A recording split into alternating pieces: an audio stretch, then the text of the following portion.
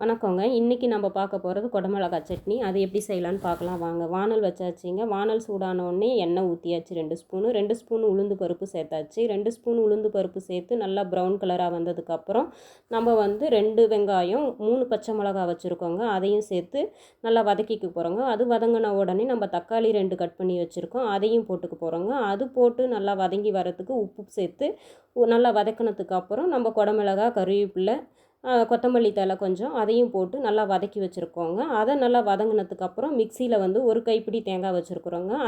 அந்த தேங்காயில் நம்ம வதக்கி வச்சதை வச்சு நம்ம அரைச்சோம்னா நம்ம சட்னி ரெடிங்க. சட்னி ரெடியான உடனே ஒரு தாளிப்பு போட்டுடலாங்க. தாளிப்பு போட்டு குழந்தைங்களுக்கு 2 தோசை ஊற்றி கொடுத்து சாப்பிட்டு சொல்லுங்கள். சூப்பராக சாப்பிடுவாங்க. என் பசங்களுக்கு ரொம்ப பிடிக்கும்.